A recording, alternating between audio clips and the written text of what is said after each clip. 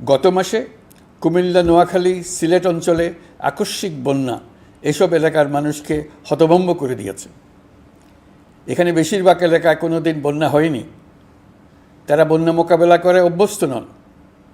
দেশপ্রেমিক সশস্ত্র বাহিনী তাৎক্ষণিকভাবে বন্যা আক্রান্ত সবাইকে রক্ষার জন্য এগিয়ে আসে। সেনা, নৌ এবং বিমান বাহিনী পরস্পরের সঙ্গে সমন্বয় করে একযোগে কাজে নেমে পড়ার ফলে মানুষের দুর্ভোগ কম হয়েছে। এর পরপরই এনজিও এবং সাধারণ মানুষ দেশের সকল অঞ্চল থেকে দলে দলে এগিয়ে এসছে। আমি বিশেষ করে দেশপ্রেমিক সেনাবাহিনীকে আবারও ধন্যবাদ জানাচ্ছি। দেশের সকল দুর্যোগকালে তারা সবসময় আন্তরিকভাবে এগিয়ে এসছে। বিশেষ করে বন্যা ও শান্তি শৃঙ্খলা রক্ষার কাজে তাদের সৈনিক এবং অফিসাররা দিনের পর দিন যেভাবে দায়িত্ব পালন করেছে তার কোনো তুলনা হয় না। জনজীবনে স্বস্তি ও আত্মবিশ্বাস প্রতিষ্ঠায় তাদের ভূমিকা অনন্য।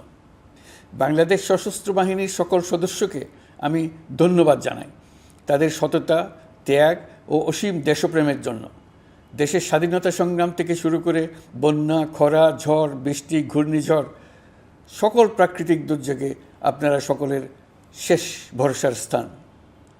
দেশের প্রতিটি ক্রান্তিলগ্নে আপনারা দেশের মানুষের পাশে থেকেছেন। দেশের স্বাধীনতার পক্ষে, সার্বভৌমত্বের পক্ষে অবস্থান নিয়েছেন। দেশ গঠনে আপনারা সবার আগে এগিয়ে এসছেন। বিগত জুলাই হতে শুরু হওয়া গণ অভ্যুত্থান, বন্যা, নিরাপত্তা প্রদান, অস্ত্র উদ্ধার সহ সকল কার্যক্রমে আপনারা সফলভাবে দিনরাত কাজ করে যাচ্ছেন।